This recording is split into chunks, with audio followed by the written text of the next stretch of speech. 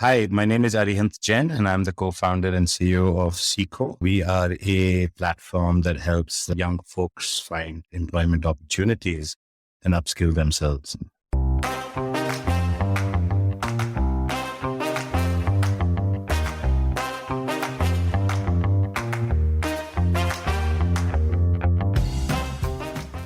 So even though my parents worked hard to get me admitted to one of the top schools in the country in those days, I was pretty much a mediocre student throughout my schooling, and as a result, in my plus two, I could not get into the science stream. I was in the commerce stream, even though I loved computers and I would have really wanted to do a comp science engineering kind of a career path.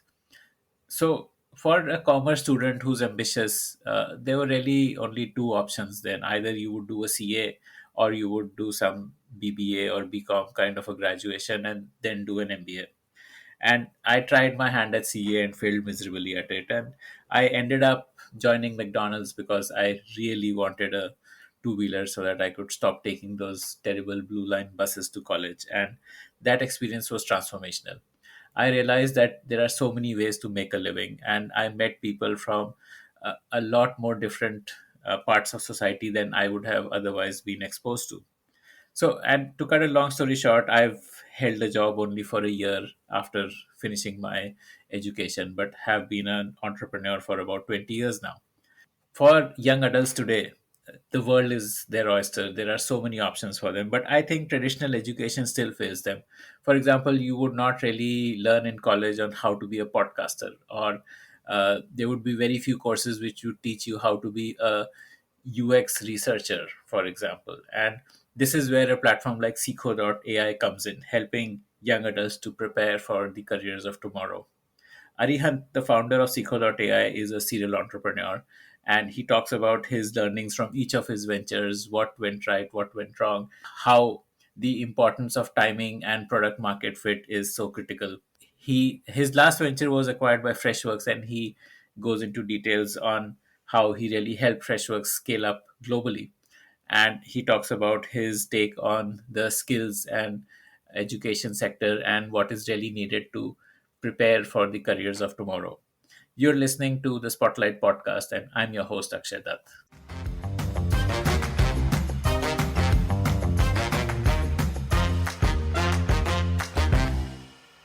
So I ended up getting admission to Stanford, and that was probably one of the most exciting moments in my life. I did work very hard for it, wrote some amazing essays. And then that year, class of 2000, I was the only Indian to make it to Stanford. So that was my pickup line in college that I'm one in a billion. Come on, it is a good one. Yeah, it was. So I guess that time, not that many used to go. And if it was Indians, it was mostly for postgrad or MBA. So in undergrad, I was the only like true Indian from here and reached the Silicon Valley in the year 2000. This is literally where the dot bomb had happened. So I saw the debris of all the Silicon Valley madness just as I got there, fresh off the boat, no idea what the hell I'm doing, like probably at the opposite end of the world. And I remember, I think it was like the second day in college, and I met a bunch of people in my class, and they were like, yeah, we don't really know what we want to do. So Stanford is like a little art school where you can explore different subject areas before you choose your major. But coming from India, you'd always thought that Beta class 12, like your life and your path is always quite prescribed. And often you don't meander from the beaten path. And to me, that was like the biggest eye opener that what you really got into Stanford and you don't know what you want to do. What is this self-explanation crap you Americans are talking about? And I use this story or example to probably underline this point that definitely being in an environment like that had a big influence in who I am and how I think. I think being able exposed to opportunities or thoughts or ideas that you're not necessarily comfortable with was a very important part. And year 2000, even the Americans don't see so much of this. So I actually met people there who were like, "Oh, wow, you're from India. Do they have cars there?" Yeah. It was that. It is a very ethnocentric society. And I used to play along. No, actually, we have elephants. But now we've like progressed. So our elephants have seat belts and horns and headlights. It's not as wild as you imagined, right? I think 30% of my freshman year class had never left their home state in the US before coming to college. So somebody who's spent like his entire life in Missouri, the first time he's ever stepped out of the state is to come to college. But jokes aside, made a ton of good friends. I think your freshman year friends are your best. A bunch of them came down to India for my wedding. They're still very close. I didn't have any Indians, so it was definitely a lot of American friends. Had an absolutely wild time at Stanford. It's one of the most beautiful campuses in the world, I would say. Also one of the largest. And beautiful California sunshine, you can't go wrong. I'm spending a little time on this point because I think a lot of what we're doing today is based on the quality of higher education. And I had the fortune to go to one of the better ones in the world. So I think it left a large impact. I think in that, what makes a great institute is probably the quality of the students and the quality of the professors. And thirdly, the resources. I remember being completely mind-boggled that Stanford Library had a rule that you could request for any book in the world. And if they didn't have it, they would get it for you. So those kind of resources, I majored in economics because that was my path. Studied economics, get an MBA, get to family business. And I was being taught by a Nobel laureate who literally wrote the book in economics. So I think these are the kind of things that made a huge difference. A couple of big incidents in college. I lived in a co-op. Do you know what a co-op is? Like a shared co-living? Yeah. No, not really co-living. So basically it was a housing that wasn't run by student housing of the campus. Students themselves ran and operated the house, which meant that I was cooking and cleaning for 50 people. And my friends and family in India, like, what, you're cooking? You don't know how to cook, much less for 50 people. So I actually learned how to cook when I went away from home. But also, it was a hippie house. So I learned a lot about like good music and other things. But that was fantastic. I also did a couple of semesters abroad. I spent 3 months in Oxford. And it was interesting to be an Indian living in Britain. I think it made me realize how much of India is influenced by the British by actually living there. I did another semester abroad, and this one is far more interesting. It was called Semester at Sea, where you literally spend 3 months on a cruise liner that's been converted into a floating campus. We set sail from Vancouver and circled around the world and ended up in Florida. It was about a 100-day trip. We spent about 50 days on sea, 50 days on land. And when you're on land, you're doing travel and flying what you've learned. So in Hong Kong, we're visiting the central bank. In Cuba, I actually met Fidel Castro. Fidel Castro gave us a welcome Q&A session and threw us a big party. And it's these kind of experiences that I think really set apart your education journey. So how did your career start then post this? Kid in Silicon Valley, the dream job at that time was Google. So I set my sights on Google as my first job and I fought very hard to get it. So just as Google had gone IPO, it was 2004. So it was just around that IPO time. And fresh out of college, I joined the Google AdSense team, which was very new at that point. And I remember just being googly-eyed in this beautiful campus. Google has this big screen, which is showing you live all the search terms. Literally, Larry and Sergey are running around. You can see them. There's more free food that you can think of. In Mountain View, they actually had free thumbs up bottles in their coolers. Oh, wow. For the Indian engineers. And I was like, wow, man, this is next level stuff. They had the chef from the Grateful Dead. They had Colin Powell giving speeches. So yeah, it was quite a fantastic time. And I think like being at the epicenter of one of the most darling companies in the tech world really just made me fall in love with the world of technology and the world of startups. You realized what the impact of tech can really be on the world. So in the AdSense team, I'll give you a small example. It was when like early blog publishers could earn money through Google by having ads on their blogs. And we had a blogger conference and one person is like, thank you so much, AdSense. I've actually been able to quit my job and now do this full time. I have named my firstborn AdSense. I kid you not. True story. And maybe 15 years later, we talk of the creator economy and we talk of like influencers and people were empowered students from their content. And back in 0405, this is what was happening. But this was a fairly short stint you did there, right? Like just about a year. Yeah. So, Yeah, but a year or two. Yeah. Okay. What made you move on? So a couple of things. They actually wanted me to come down and help them open the Hyderabad office. My parents wanted me to come back to home and help with the family. And and it wasn't really working on the Google Hyderabad thing. So I chose to come back and join my family business, which is in the world of exports of metal components. So I literally went from the highest technology possible to the lowest technology in the world, where you're doing metal forming and casting, sheet metal, like we source equipment and sell it to the world. And don't even get me started on family business. But the fun part of that was that we sold to 40 countries around the world. And thanks to that, plus my own passion, I've traveled a lot in my lifetime. I've lost count, but I think I've traveled to more than 80 countries now and done business in probably 60 of them. But yeah, I was very young, traveling everywhere from Buenos Aires to Chile to Sweden and Germany and US and Australia and Africa and selling. And I think it really taught me how to sell to different cultures.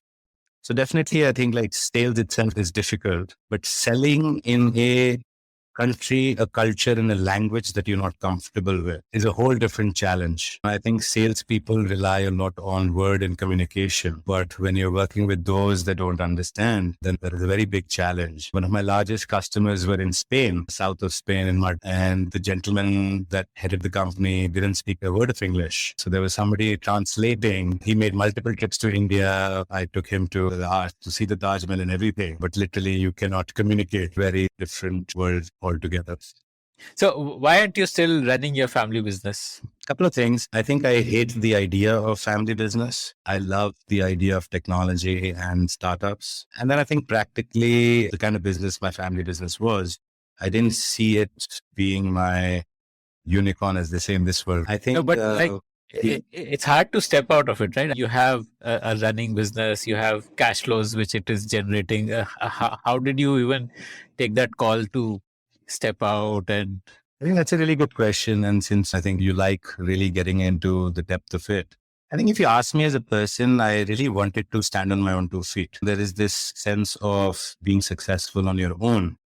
And even when and I was very successful at my family business, by the way. I just did a super job. I think doubled or tripled the company revenue. No matter how well you do, you never have that self-satisfaction of having created something yourself. And I think I realized that is a big driving force for me. And to your point, it's actually very hard for me to go against the flow here. I come from a typical sort of Jain Marwari background where it's the given thing. I was married at that point. I had a lovely house, a lovely car. And the way I did it was I decided to go in for my MBA and I started applying and I did it and I wanted to go to INSEAD. But at that point, I made it clear that I'm not going to come back. My learning here was that the whole world kind of conspires against you to do what you really want to do. I think I got multiple pushbacks from my father-in-law, mother-in-law, to my own parents, to friends, family, everybody. I think they're like, yeah, what's the point? Why upset a bushel cart? As they say in India, you're well settled. So why would you want to upend yourself? And in some senses, that's correct. Like you take a student loan, you go after, you go back to poverty. Being a student is never cheap or it puts you in debt. But I truly believe in the value of education. I think in retrospect, I'm a big believer in the MBA. And finally, I don't think that just because you have an opportunity in front of you means that it's the right opportunity for you. I think that one needs to really focus on what they want or they like and really go after it. And often that's not the trodden path. And often that is the most difficult path. That's usually how it goes. So I sold my fancy car, figured out my wife can do something while we were there, got admission to INSEAD and packed my bags and left. It was hard. It was tough, but thankfully I never looked back. Post INSEAD, you didn't want to work abroad. You wanted to come back to India. So that's a good question. My friends are like, we keep sending you abroad and you keep coming back. What the hell is wrong with you? So I actually did go through the whole placement process at INSEAD. INSEAD is a very heavy consulting school. So I think I did 15 interviews with McKinsey, did the whole shebang. I was actually going to join a German media company, a very large conglomerate. They had a lovely management exchange program. And then in the end, I decided that the opportunity for me is always in India. I didn't have the problem of what most other students do, which is that they don't have exposure of working abroad. Because of my stint at Google, because of my family business, I had worked internationally enough. So that wasn't an appeal to me, right? Like it wasn't like, yaar, thoda London ka work experience le lete hain. Kabhi duniya nahi dekhi.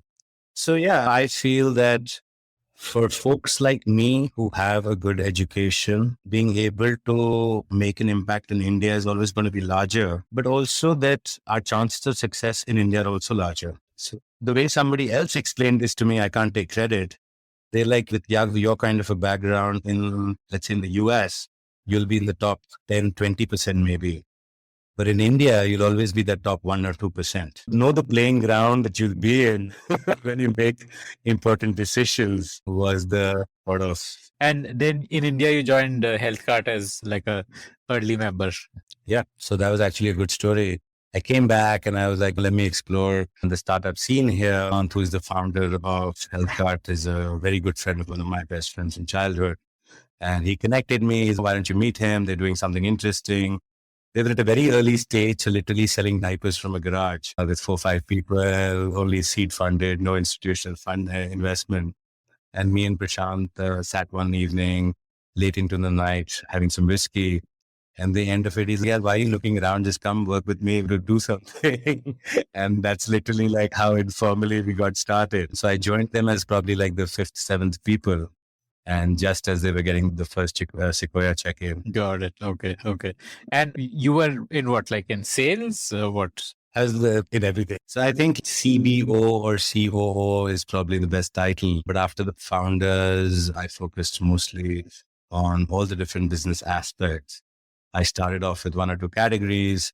In the initial days, I had built out operations right from the warehousing. We had our own last mile delivery, then took up category management, and then was overall running the online P&L. HealthCart became one of the first D2C businesses. And we realized very early on that you need to create your own private label brand. And we created a brand called Muscle Blaze, which is now one of the leading whey protein or nutritional supplement brands in India. Literally, it was started from my hands in a small factory and now grown to such a large brand.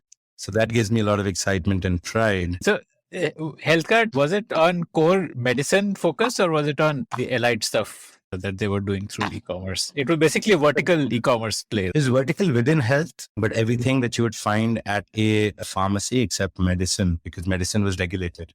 You couldn't sell medicine online. So, everything from nutritional supplements, vitamins, blood pressure monitors, diabetes products, to like supports and even wheelchairs. Sports equipment was a category for us. But you have to understand what was going on in that time. This is 2011 and 12. My beloved parents are like, yaar, beta tum pagal ho gaye ho kya? Ye itna padhaya likha, we spend so much money on your education and you're trying to sell things online. Nobody in India is going to buy anything online. In India, people want to go to the shop, touch and feel things. You're wasting your time. There is not going to be anything called e-commerce. What is this nonsense? Right?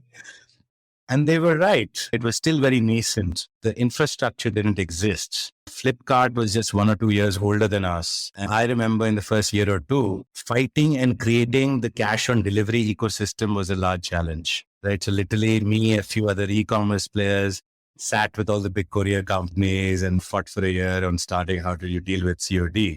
And there was so much cash in the ecosystem. Courier companies were starting and shutting down. The guys who started delivery were good friends and delivery started at the same time. Jain, who started citrus payments, started at the same time. So payment infrastructure wasn't there, right? Like how do you pay online? How do you make goods get delivered? A lot of what we take for granted today, just simply all the stuff which is today's plug and play. Yeah, just didn't exist 10 years ago. So it was very interesting. It was very tough. It gives me great pride to sit here and say, hey, you know what? I actually played a role in forming e-commerce in India. Because when you fast forward 5, 6 years, let's say to 2016, 17, and definitely today in 2021, we cannot imagine a world without e-commerce in a post-COVID world. Those same parents of mine are like, yaar, Arihant, yaar, ab dal sabji bhi online hi khareedte. Like COVID proved that digital delivery is the only way to go. And it's not just tier one, tier two, but every corner, every village is either buying their mobile phone online or some such thing. Okay. What made you move on? So the haircut story isn't done. I met my today's co-founder there, a guy called Ajit. He was the first employee at HealthCard. He was the CTO. He's the tech guy. And we started a small side project called HealthCard Plus. And we're like, you know what? They don't let us do medicines. Let's try this thing. We'll build a fun app where people can look for substitutes. The problem in India is that a doctor will prescribe you a brand. They don't prescribe you a medicine because they are incentivized, let me say this very politically correctly, to do. So they'll say crocin, they'll never say paracetamol. So Ajit actually wrote this quick app that from a database, it would just tell you what else is the different types of paracetamols that is available.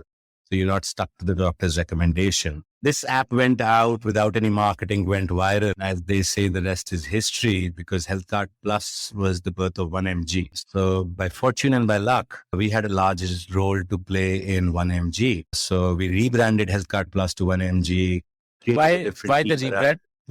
Why not continue? Because you already had built equity around HealthCart name. Why invest in a new brand? So a couple of reasons. I think firstly, it was always going to fall under regulation. So it had to be a separate entity. We didn't want any risk coming the mothership, so to say, at that point of time. And I think the HealthCart brand became more popular with gym enthusiasts because a key category was nutritional supplements. And Muscle Blaze was another brand, and 1mg was born. And 1mg also early days started off with this app, then we went into a bunch of things. But both companies or both types of business had very different trajectories for their future. So the founders actually decided to part ways and build the companies separately. So all of this was going on. We'd already spent about 4 years building this out. So did you cross that regulatory hurdle that delivery was not allowed? Or rather, I think e-commerce in medicine was not allowed? I think it's still being crossed as a hurdle. But yeah, I think many different ways. We lobbied a lot. I think Prashant spent a lot of time with the Pharmacy Association and the government. And I think over time, people allowed with some caveats. I think the big thing was that our digital footprint allowed for prescriptions better than offline.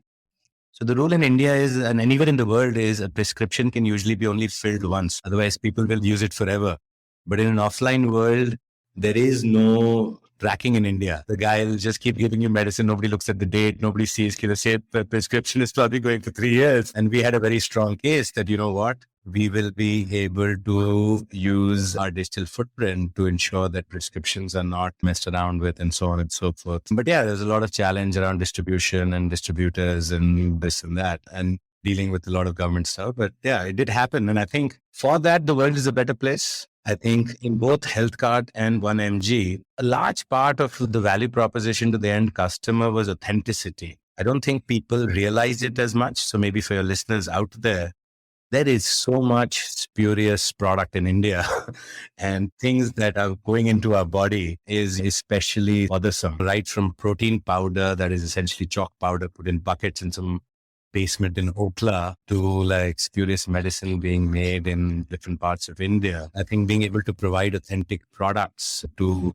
every single corner is a large part of what we achieved. And maybe folks like us living in the Delhi Bombays of the world take it for granted. But as soon as you start stepping a little bit outside is where it's a real challenge. So was 1mg like a pure marketplace where sellers would list medicines, or was it like a inventory-led thing? Yeah, we tried both. I think we've tried everything. Actually, we opened our own pharmacy store. we started inventory-led and then moved and more onto the marketplace. I think long-term marketplace is always more interesting. I don't know if you know this, but the medicine actually has 22,000 different SKUs. And in India, the SKU changes every 100 kilometers. So what is being prescribed in Delhi is different than what is being prescribed in Punjab versus what is prescribed in Hyderabad or wherever else. So your point is, or your question is actually very pertinent to that. It is a very tough one to crack. And that actually is why e-commerce works fundamentally, right? I was just wondering how it works. The sellers, like once an order is placed, then a logistics partner will pick up from the seller and deliver it to the buyer, or do you like have a warehouse and do you do fulfillment? So both. So typically what you do is your top sellers you'll buy and keep in a warehouse so you can process faster. And the longer tail is where you work with marketplace providers, vendors, distributors, because otherwise managing inventory is just that much of a challenge. And especially because these are all things with expiry dates and all that. Exactly. Edison, that's even that much stuff. Yeah. Okay. So then what next? Tell me the next phase of your journey. So yeah, so me and Ajit decided that, hey, you know what, we've done enough, we've built enough, let's move on to the next big thing. And we're always attuned to what's happening. And there was this sort of movement that we could see where chat was becoming more popular. This is 2015, probably BlackBerry Messenger and all these likes were coming up. WhatsApp was getting bigger. And there was this idea of conversational commerce where, the apps and websites will all be changed to a chat interface. And in 2015, the term chatbot didn't exist. Yet we left two companies that we'd almost co-founded or helped build to strike out on our own and build what we called Joe Hukum, which was a chatbot company. So that was what happened in 2015. We left together with another colleague. And three of us got a very cheap basement office in Sector 52 in Gurgaon and started building this out. Obviously, given that we've been in the ecosystem for long, we had some very notable folks invest in our chatbot startup. Everybody from Jain of Citrus to Amrish of Pine to Prashant of 1MG to Manish of Waterbridge Ventures all came in, gave us some angel funding, and we started building that out. Earlier, it was similar to actually the Dunzo model, where we were more consumer focused, and the idea was like a concierge service that can get anything done on chat. Okay. I don't know if basically conversational commerce focus. Exactly. And we realized that, consumers are never going to pay, but thanks to Ajit, we built out some very strong technology. How do you automate chat? How do you use NLP? How do you use API integrations to actually make things happen? Became our core tech. And we were probably one of the top 10 companies in the world, not just India, whose tech was that evolved. It was literally like 7, 8 of us sitting in a basement building this out. And we started experimenting with the B2B SaaS model. And we had customers like IRCTC and PVR cinemas, where one could literally book an entire train ticket on chat. So for example, I could chat and say that, hey, book me a train ticket from Delhi to Dehradun on 8th of July. And we would hit the APIs of the IRCTC server and actually get it done. Same with PVR. So Johokum became a small, successful SaaS business with some very powerful technology. And this is the time when the word chatbot was born. Facebook opened the API. The whole world suddenly became very curious, very interested. Yet nobody was sure where this whole business and this whole thing was going. So it's very interesting days. And I think a lot of what you do is also learnings for other entrepreneurs. And I think what I realized is timing is important, right? Do you want to be ahead of the curve? Do you want to be with the curve? When you're trying to build something innovative, the challenge of being too before your time or too late to your time are both bad things. Hitting the wave perfectly correctly is always very hard. And I think we have had a little bit of all of that in all my experience. So long story short, this interesting company in Chennai found us. So did a couple of other companies. A word got around that we were building something cool. The guys at Ovio called us. Another big company called us for the technology. Another company wanted to acquire us. But the most interesting call we got was from somebody called Girish out of Chennai. And we had obviously heard some things about this man building some fun SaaS business out of Chennai. And I think out of curiosity, we're like, okay, fine, let's just fly down and meet him. And you walk into Girish's office, and he has this big Godfather poster behind him, one of his favorite movies. And he's a very charming guy, right? I think his personality is one of his reasons for success. Extremely good storyteller, very charming. He's sitting and just getting to know us, and his phone keeps buzzing. And he's, oh, I'm really sorry, but our fund release PR just went out today, like literally just right now, while I was in the meeting with you guys. And we just closed our round with Sequoia at a $650 million valuation. Wow. Okay, clearly you have the dry powder. So I heard him out. I looked at the Godfather poster, and then we're negotiating. I actually told him, so make me an offer I can't refuse. And we're actually going to play that game. He laughed out loud, just like you. I think what was interesting was that he or his team had done the homework and they later told us this. They'd evaluated 10 companies around the world. They found our product to be the best. And he came straight to the point. First meeting, and he's, okay, what will it take? Let's talk about this. And the brazeness of it, the confidence of it was something that really impressed upon me. That I really don't care where you know, that you live in Delhi, you have families. I want you to move to Chennai. And you know how us Northerners are. For us, there's only North and South. You don't understand the difference between Bangalore and Chennai. There's 4 states in the south of India. Like he's south there. South. But yeah, like clearly we did our homework, found that he's an amazing guy, building an amazing company. And from all the offers, that made the most sense. I think more than the money, it is about working with the right people is something me and Ajit have always believed in. And his reputation, how nice of a guy he is, really what inspired us to take his offer. Did you get like a monetary exit also in that transaction? Did you build personal wealth for you?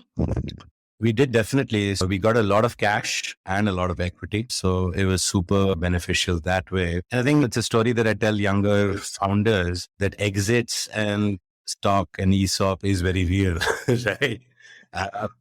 So definitely as founders did well, but we were a 7-person team and everybody else also got some cash and equity in Freshworks. So I think for everybody, it was a very happy exit. The only dark lining was both mine and Ajit's wife said, hey, you know what? We're not moving to Chennai. We both had young children.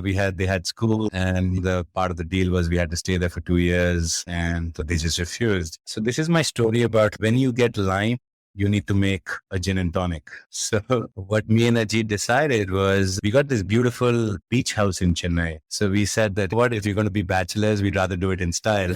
So I don't know if it's Chennai, but there's a road that leads out of Chennai that goes towards Pondicherry. And it's similar to how Bombay has Mud Island or Delhi has farmhouses. And literally we got a house on the beach. It was a house with its own garden, its own swimming pool, and a door that opened up on the beach. And it was by far the most exciting place that I've lived in, like literally on the beach of this beautiful beachfront in Chennai. So that is how we ended up in Chennai and at Freshworks. And the Freshworks ride itself is also very exciting. So we were coming from a small startup. Definitely Freshworks was larger. Things move very slowly. I think a lot of it is culture driven. I was actually supposed to work with the CEO then, a guy called Nishant, who basically said that, you know what, the rest of the team is tech. They'll come in and figure out the bots.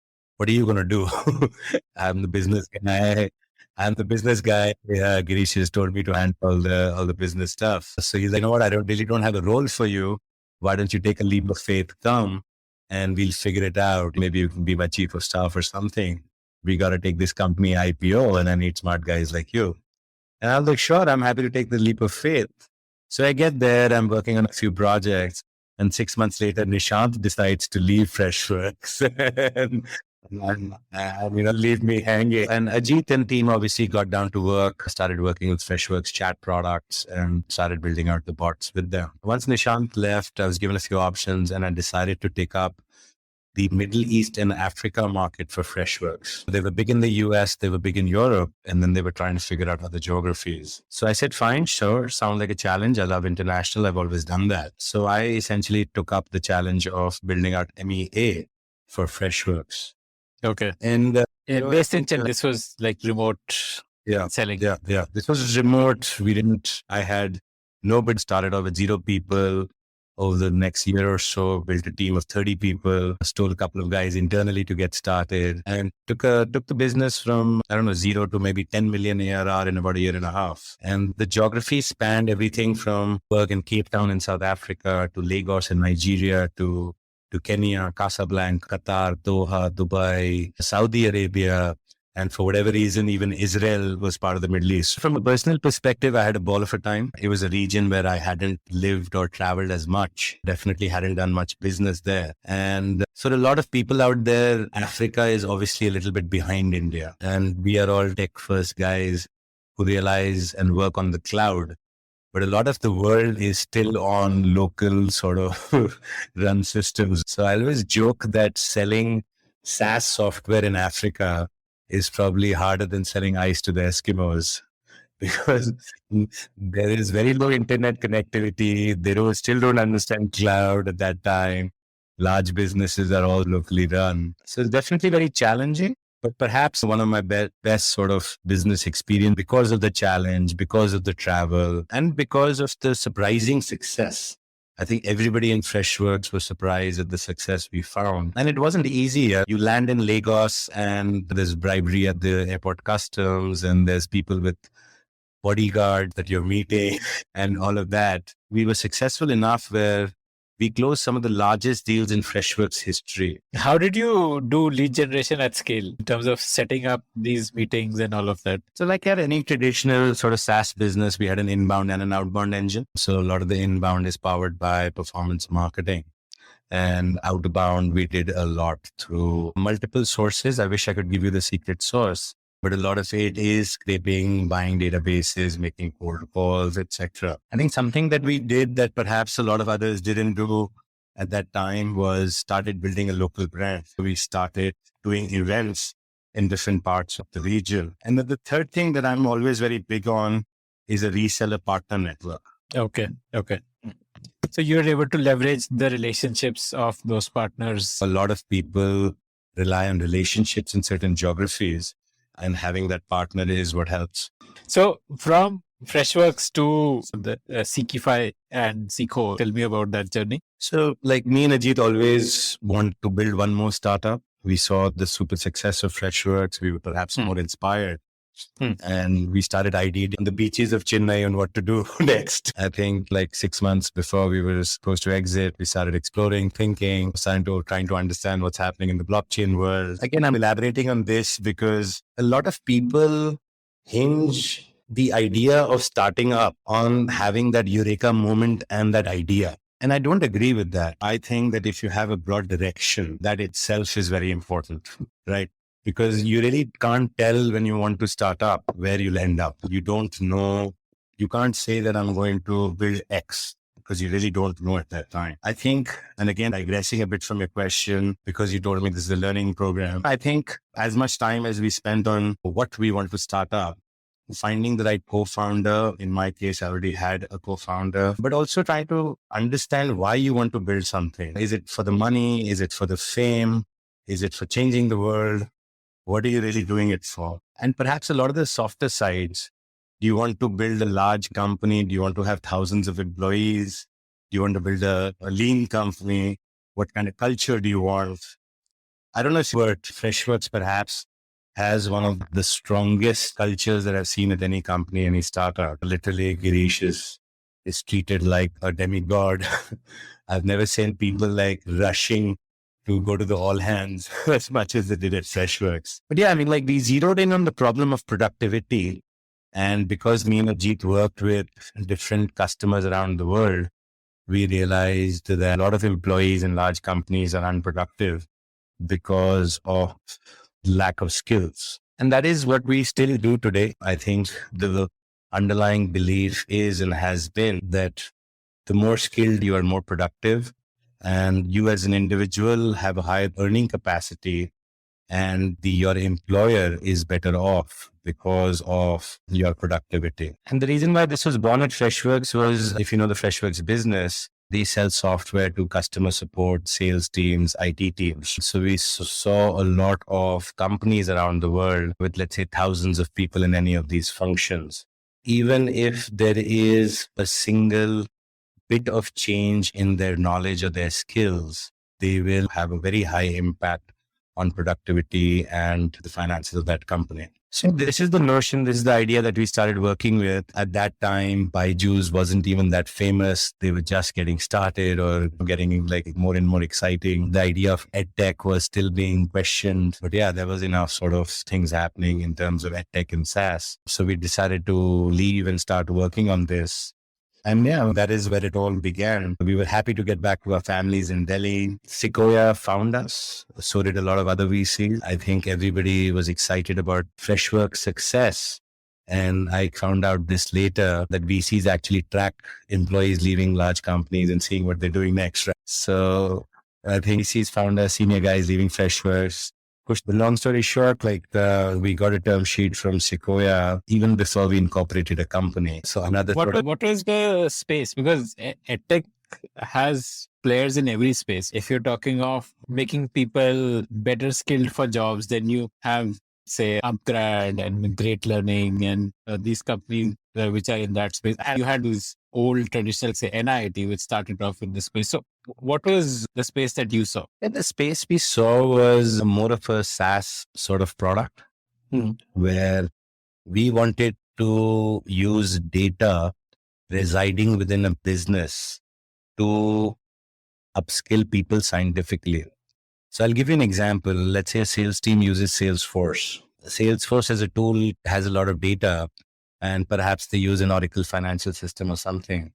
Between these software, there's a lot of data in terms of who is closing what deal, what is happening with a certain funnel or a customer. So you can probably say that, hey, you know what, this guy Aditya always, and I'm giving a rudimentary example, always seems to lose out at the negotiation stage when he's working on a pharma sector deal, right? So clearly Aditya needs to up his game in terms of negotiation skills in this industry, and so on and so forth. So I think even at that time, even though the sector is big, a lot of people in the space, a data-driven SaaS tool was something that was very unique, and I think still is. I'm assuming you follow tech very closely. So the closest example was CDPs, I think platforms that absorb data from different marketing softwares to get the best marketing output. I'm trying to remember if CDP is even the right term, but yeah, customer data platform. So like segment.com and a little bit of what even CleverTap does. What these guys do is they absorb different formats of data and then they perform certain marketing actions, right? So we were going to do personalization, basically, like they crunch data to do more personalization in the engagement. Exactly. So that was the thought that we started with. Picked up a seed check, very happy, started building out the team, sitting at a shared office in WeWork or CoWorks at that time. Built a prototype working product pretty quickly.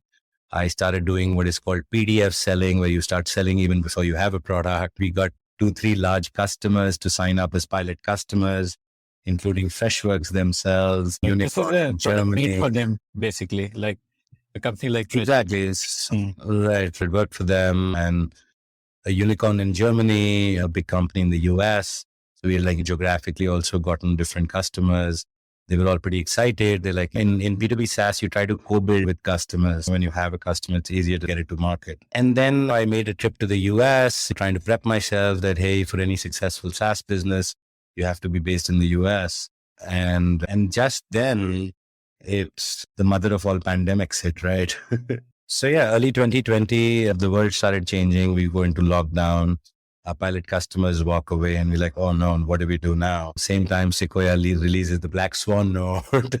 We were working closely with them. So we're like, okay, fine, let's start thinking alternative things. In the meantime, I get a call from a friend of mine. Her name is Divya, and she ran skilling centers across India. And she's, you know what, like this pandemic has shut down my skill centers. What kind of skill centers? Was it like ITI? So similar. So a lot of her skill centers take youth from villages, rural areas, and train them to enter the workforce. Typically gray collar, the skill ministry kind of programs where the Indian government has set up partners that help them upskill folks with the idea of employability. Yeah, and she ran a Udaan, I think. Udaan is an older one, PMKVY, DDU-GKY, some run by the state, some run by the center. And she's actually built a very successful company in that space. She's been one of the early people in the last 10 years, played a role in right from an NSTC was started and the skill ministry was started. So she's literally been part of the skill councils, wrote the book on how skilling is done. And she ran over 100 centers with 50,000 kids. And I get this frantic phone call, Arihant, all my skill centers are shut. My kids have gone home. What do we do? You have this learning platform. Can you do something? And I was like, of course, sure. Help the world at the time of need. kind of thing. And please use our platform, which is like an LMS. So she started deploying it. And within a couple of weeks, we saw this massive uptake where you have these young kids in villages sitting around a mobile phone on a charpai taking classes. And this is important for this conversation is that, what we were talking about e-commerce and the change in consumer behavior that took 5-6 years. I think COVID did that for online learning in a week or a month. Right. Like I have a 7-year-old daughter and she had to do classes on Zoom or Teams because there was no choice. But what fascinated was that internet connectivity had gone down to rural India. Geo was real. Device availability was there and people were happy to learn. So we started working with Divya and experimenting and trying to figure out like, how do you digitize and work on this skilling space? The way we thought it, that it was always part of the original vision, but simply helping people do it from entering the workforce perspective. And I think you'll agree with me that employability is one of the largest challenges in India. I don't know if all your listeners know this, but the number of youth in India is one of the largest ever in the history of mankind as an absolute number. And there is this concept called the demographic dividend, where if we are able to utilize the youth of our nation, we will have a step jump in our GDP. So obviously, like it's a very important and impactful problem. And that the challenge is always in terms of how do you do this at scale? Right? Like even somebody like Divya doing about 50,000 people, beyond the point, there's only so many centers you can run and operate. So we spent a lot of 2020 trying to figure this out. Lots of fun things and exciting things along the way. But again, this is a new category and a new business model that is being called job tech. I don't know if you've heard that term before. So the idea is that learning alone doesn't work. Job boards alone doesn't work. Can you put that two together? Like job placement or job boards like Naukri.com are very web 1.0 and they're essentially classified. In the young adult space, at least, or even in any space, nobody really wants to learn, right? When you are a young adult, then you're learning for getting a job or for becoming gainfully employed. So job tech is how do you put both of this together to create a bigger, more powerful solution? So yet again, we found ourselves in a new category in a business that was perhaps ahead of their time. And we started experimenting with different segments and different business models that exist. And all of that culminated into what is Seekho today in early 2021. Okay. So did you want to build for tier 2? Was that the thesis? Like a way for tier 2, like kids from tier 2 locations who don't have that benefit of metro education and therefore metro level of skill sets for them to be able to get good jobs? So I think this is a fallacy, by the way. I don't think it's about where the kid is from, whether they're from a tier 1 city, a metro city, or a tier 2 city. And it also surprisingly is not so much about the tier of your university. So by the way, Seekho focuses on graduates and postgraduates who enter the white collar space. So we're not doing blue collar, we're not doing 12th pass and all of that. And we've experimented with those segments also in the past. But what's interesting to me is that somebody who goes to an IIT or an IIM, some of our most premier institutes, are still not equipped with some of the skills that are needed in the workplace today. So I always joke that I couldn't get into IIT, so I had to go abroad. And a lot of respect for IIT, so I can say this with no fear. Like kids from IIT can't communicate. Most of them, they're not extroverts. No matter how fancy of a school you go to, you may not know even Excel. You probably definitely won't know Google Suite or how to operate basic sort of business softwares. If I extend that, exactly, these are basics that somebody who's in a work environment learns. And if you know how to communicate, you definitely don't know how to write a business email or how to deal with a coworker or a working situation. Now, if I take that thought further, the gap is that the world of work is moving way faster than university education. And that is a systemic problem. Given that university education is regulated, the curriculum, etc., is controlled, it cannot keep up with the speed at which the world moves. Today, my 8-year-old nephew doesn't say that I want to grow up to become a doctor or an engineer. He wants to become a YouTube creator, right? New age economy jobs of gig working, creator economy are very real. How much time do you think that'll take to percolate to our formal higher education system, right? Like The idea of Zoom meetings, virtual meetings happened overnight. Do you think that it'll go into a curriculum in terms of how do you do a virtual job interview? There are certain fields that structured education doesn't cater to. We have customers from SRCC, one of the best universities in from IIM's IIT, because there is even at the higher levels, a lack of basic skills. So take the example of consulting, right? Management consulting. A lot of top tier university kids want to become consultants at the BCG, McKinsey's of the world, but nobody teaches case interview prep in the best B schools in India. They do it informally in their clubs, but not in part of the structured education program. Similarly, in finance, there isn't that much that's happening for somebody who wants, let's say, become an iBanker, and so on and so forth. But where you're right is that obviously the problem gets exaggerated as you go to lower tier universities. Today, and I can give you my quick 2 cents on this. Like, we believe that higher education wasn't meant for upskilling or jobs. It was meant to create capable young men and women, give them perspective on life and make them intellectually curious human beings, and perhaps instill the right values. Great institutes like Harvard, Stanford in the West, to some of the great universities in India were born around that thought. What happened was, in my view, is that when privatization happened of higher education, it led to the bastardization of the same, because everything, including the rhetoric and the marketing, started moving towards placement and CTC. Today, you'll go to a Bhopal, Indore, Dehradun airport, and you land and you see these big billboards that XYZ University, photo of some guy who's got a 18 LPA job at Microsoft or some such. The concept of education and a degree is mostly around what salary job is one getting. And we can't just blame the universities for it. It's the parents, it's the kids, it's everybody. And that's what in India they call the TAPA or the CHAPA system, where all you're doing is buying a certificate or a degree and not really the learning behind it. In a way, I could say that you are serving the long tail of people and the long tail of employability training. Let me put it that way, because you have, say, an upgrad and great learning, which are doing like deep 6 months, 1 year courses on the product management or data analytics and so on. So that is not really the segment that you are going after, but you're looking at more long tail. Somebody wants to crack a consulting company interview. Then not necessarily. I don't think it's a long tail. Like, I think data analytics is important for us. Product management is important. We are doing everything that is non-coding. So we don't want to do coding, mostly because we think it's a busy space. And I'll come back to your examples of the competition. The way we see ourselves is a supplement to higher education. We don't want to replace the university education, but can I supplement it with the right upskilling and job opportunities? Now, in terms of, is this an age-old problem? Yes.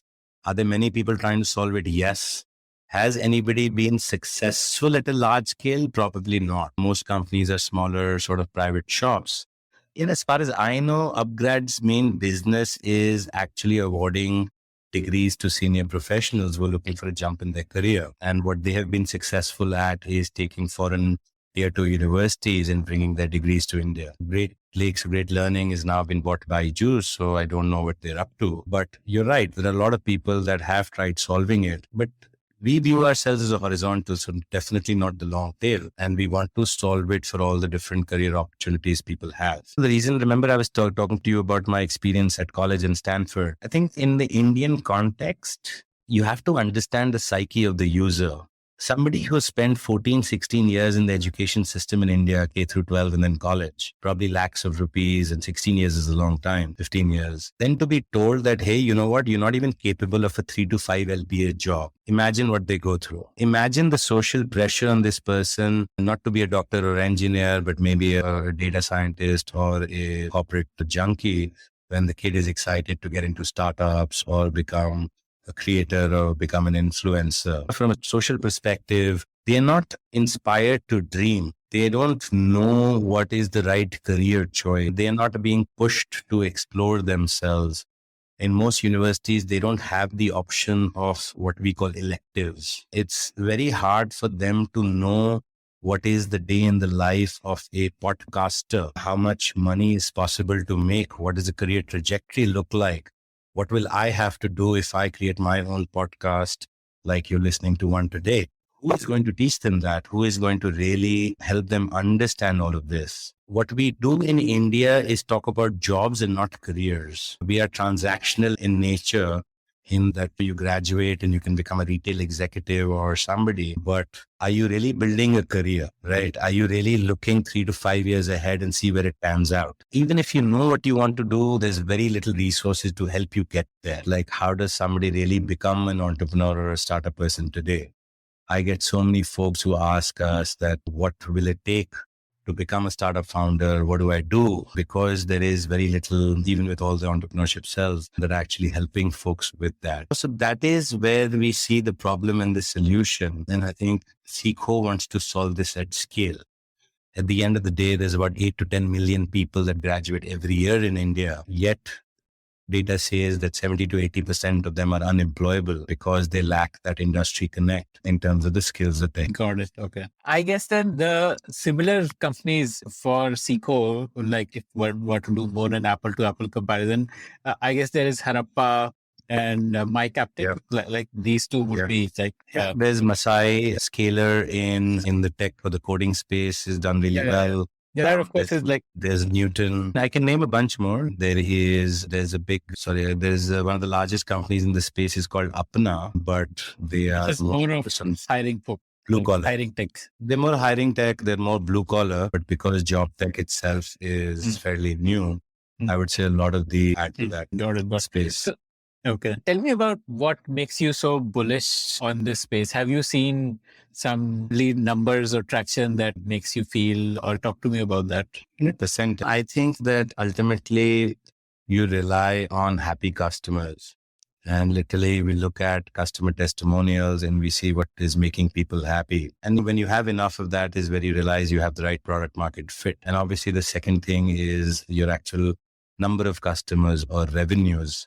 Right. There's no other bigger proof point than that. And we spend so much time building it out. We've built some very solid technology. One of our disruptions is a subscription to live classes. Traditionally, education has subscription models like course, but only to recorded content. So we've pioneered a Amazon Prime or Netflix-like subscription, which is for live classes and then a lot more. We give you live classes, we give you community, we give you recorded content and job opportunities. And we are very keen to build it at scale. And again, going back to some of the competitors you mentioned, we want to make high quality education affordable. We've priced our subscription as low as 99 rupees a month or $1 a month, because we don't think that high quality education needs to be so expensive. Similar folks would charge 10,000, 50,000 rupees for these courses. And I really think that's not necessary.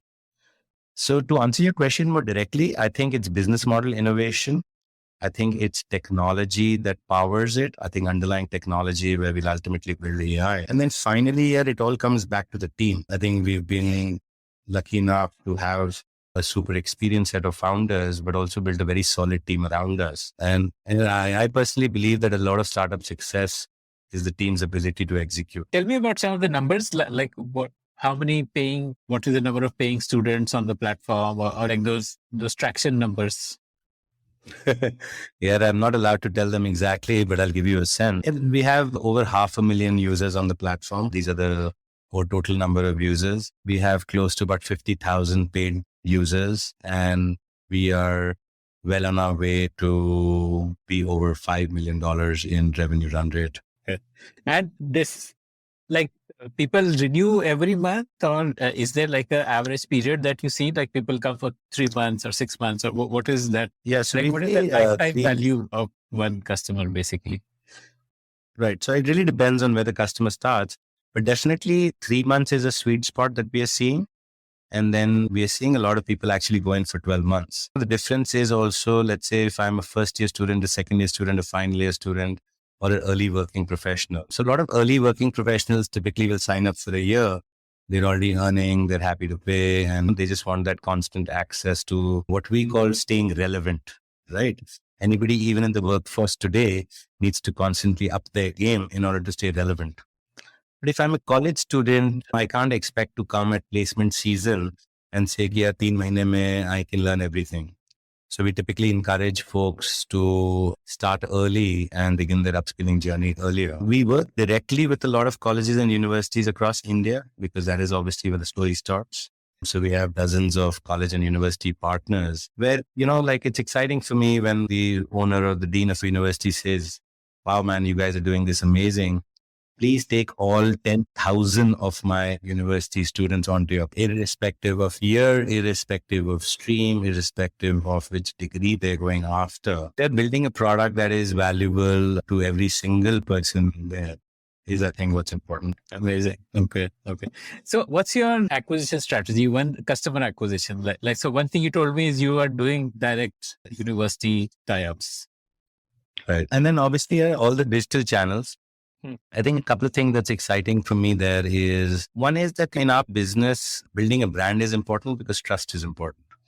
So a lot of what we've done early, and I encourage your listeners to check us out on social media, LinkedIn and Insta, that we focused on building the right brand early, getting the right traction, getting the right messaging, getting the right trust, working with grassroots efforts, working digitally. The second interesting learning for me has been the power of influencers today. And we worked with some of the mega influencers like Ankur Wariku, Shamani, Beer Biceps. But we've also built our own network of micro influencers that are very active, both in terms of building a brand, but also getting us users. So I guess my learning and my message is that it always has to be a multi-pronged acquisition strategy approach. And you see what works for you, but more importantly, also what is more sustainable of a channel for yourself. Right? Okay.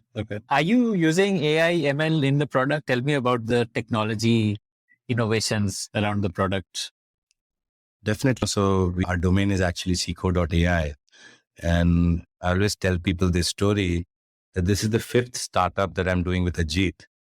And this is the first time that he allowed me to take a .ai domain because this is the first time where we're actually building AI. And I was like, dude, we built out the first automated chat system in the world. He's like, yeah, but that wasn't real AI. This is real AI. So I think the AI or the machine learning here is going to be around personalization. The easiest analogy is a Spotify recommendation engine that knows what music you like, a Netflix recommendation engine that knows what movies you want to watch. And personalization in the education space means that one size doesn't fit all. You can't have a class of 30, 40 people or 100 people learning at the same pace. So to put it into our context, what we believe is that the gap is between the CV and the JD, which is somebody's resume and the job description that they're going after, right? Can you convert this unstructured data into structured data? Can you break it down to the skills that are needed? And then can you scientifically bridge that gap? So the mathematical equation we see is that CV is not equal to JD. And then we create our own skills taxonomy where we map every unit of content to it.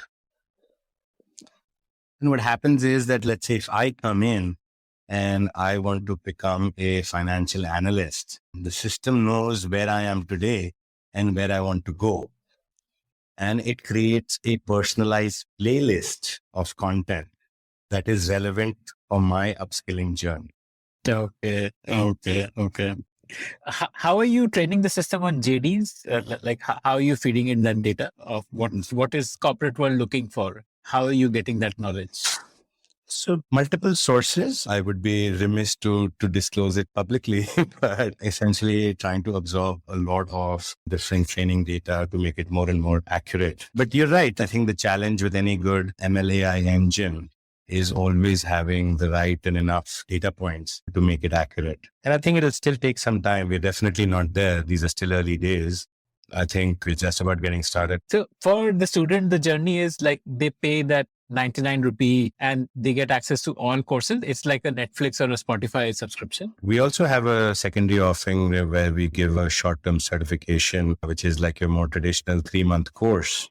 And people actually learn that. But that is more intensive, more hands-on, more personalized, and with a lot more help on the placement side. But the lighter subscription model based program, like a CDC is what it's being called globally. And that actually works.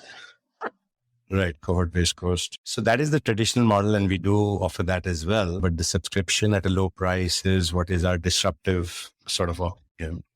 So which gives you more revenue right now, the CBC or the subscription? I like how you ask very directed question. uh, No, I'm just curious that which is a bigger part of your business? Like going forward, do you see, for example, that subscription will be 80-90% or will 100%. Yeah, for sure, for sure. I imagine like 99 rupees a month is nothing. I think if I can get a product that is similar to an Amazon Prime, that for 1,000 rupees a year, you get access to so much. The lowest I've seen is even a Coursera LinkedIn at $100 a year. And that is for American recorded content, which has no relevance. So paying like 10,000 rupees. And I think we saw that burnout happen during COVID, that people got tired of paying exorbitant fees for courses and certifications. And we really believe that the lines between India and Bharat are very blurred, right? Like we all talk about how there's a different India and there's a different Bharat, but I think that we are a price conscious market. And if you really want to disrupt, then you have to have that approach. I don't agree for building for the 1%. Okay. And currently also you see that trend that subscription is more than cohort based. Yeah, for sure. In terms of absolute number of students, for sure, revenue is also getting there. Okay. Got it. And what are your cohort based courses on? Like what kind of topics? So we run 10 different academies. We run 10 different academies. Each academy is a category and each academy is a direction of the career. So like I was mentioning, consulting, finance, marketing, sales, supply chain, operations, data analytics, HR. These are examples of different categories and approaches. Interestingly, what works a lot in India is also your base level, which is personality development and includes communication, productivity tools, etc. So that's actually one of the common ones also. Okay. So Fawn, how are you building up courses? Is it like a marketplace where people can come upload their courses and they have a share of revenue? Say, what Netflix is doing. It is not creating all its shows on its own. There would be some shows for which they would pay royalty, some they would produce. So what is your strategy to create content here? Because essentially to build with Netflix, you need to create a lot of content. So it is a great question. And yes, we do believe in the marketplace model and that's what we're building. So what we do is we control the course outline through our skills taxonomy. So let's say if I talk about marketing, there are 100 specific skills that we've identified and then sub-skills, etc. around them. And any content anybody creates has to be around that same structure. But the actual content creation and delivery is done through partners and outsource and marketplace, where we believe that the right person is the industry professional. So an analyst at McKinsey or BCG teaching consulting is way more powerful, right? Somebody who's a financial analyst at Goldman Sachs teaching finance is the right person, and so on and so forth. Or me teaching, let's say, entrepreneurship. Although what we realize is that people don't like old guys like you and me, maybe. The youth actually find more affinity with somebody who's a near graduate. So typically industry professionals with 2 to 5 years is the most successful teachers or educators on our platform. What's been interesting to me there on that front is a lot of people are excited to do this. I was surprised. We thought like finding the right mentors would be hard. We call them mentors. They're basically industry experts. I think a couple of things happened. I think one, that a lot of people want to give back, obviously. They all have had successful careers and they want to help others. The second is that a lot of people are exploring this as a side hustle, especially younger folks. And the third interesting one is that I think a lot of people will now want to become thought leaders. So they love the idea that they're out there and being promoted. You pay them a fixed fees or is it on performance? How popular? Yes, we have different models. It's more a fixed fee model right now, but hopefully over time we'll get to like dynamic pricing and all of that. Amazing. Yeah, it's very interesting because I think this is the right way to scale it, right? So do you have creator tools in place then? You are on the one side, you are like working with creators and on the other side, there are learners. Say a platform like TikTok became so big because of strong creator tools. Like they made it so easy to put up interesting videos. What are you doing on that side to enable creators? So if I'm an analyst at Goldman Sachs, I may not know how to teach. I may not have all those tools with me to create a professional quality video or a learning experience. We do a lot of things in that direction. We actually have structured creator programs. We do education sprints for our creators. We actually have our own studios where we invite them to come and record or deliver live content. We've gone to the extent of creating kits and sending to people so that they can do it from their home. I think, and obviously a lot in terms of tech enablement. I think the first thing that you said is the most important. There are a lot of people have the willingness, but not the know-how. Something small as how do you record from your phone? How do you get the best audio video quality? Those things itself is the base level challenge. But what's more interesting is that we can use data points to actually help and guide people better. So for example, you're doing a class. I can tell you that at 20% or the 10-minute mark, some percentage of your students fall or drop off, right? Whether it's a recorded class or a live class. So what that means is that you as an educator, you need to put up some hook or some way that your student actually stays for the next 20 minutes or so on and so forth. So these are the kind of interesting things that the data helps us do and give that as a feedback loop to the creator or the educator. Okay. And I guess the goal would be to make as much of this self-service as possible so that you are able to do it at scale. Right now, I'm assuming a lot of it would be human effort, but even... No, yeah, actually, we've been always very tech first. Okay. So we've got our own little mini marketplace technology. Okay. Different content types, different things being acted upon. But yeah, obviously early days. So still a little bit the people driven. So we spoke about creators. We spoke about the learner experience. What are you doing for employers? I think that's a great question. The value proposition or the problem that an employer faces today is obviously finding the right people, right? Like you tell a startup guy, the startup founder that they need a growth hacker and they'll be like, yeah, that's the most toughest thing, or an engineer or whatever. So here's where the dichotomy or the interesting point is. People can't find jobs and companies can't find talent, right? So clear there's a big matching problem that our friends at Naukri are not solving well enough. And even if they do, the corporate's problem is that, hey, you know what? I have to look at 100 CVs to make one hire. So their sort of hiring funnel and the kind of time and effort it goes in hiring the right people is what is the challenge. So what Seekho does and others in our space, and obviously we think we do it better, but we are giving verified skill-based candidates to corporates. So for example, you're looking for a marketer, you're not just relying on self-verified skills or a CV or a resume that just says you're a good marketer. I would have taught them, assessed them, figure out what micro skills work or not that are more relevant to your GT. And this is what the results we are seeing is that instead of looking at 100 CVs to find that one person, can I simply just look at 10 CVs and find that one person?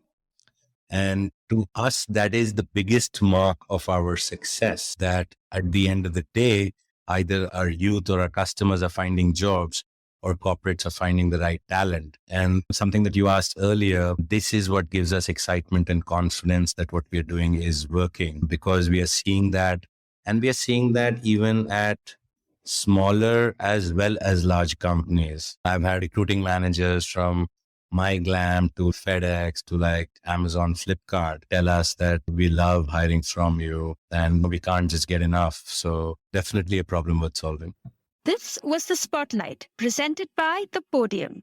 To listen to more such interesting conversations, log on to thepodium.in.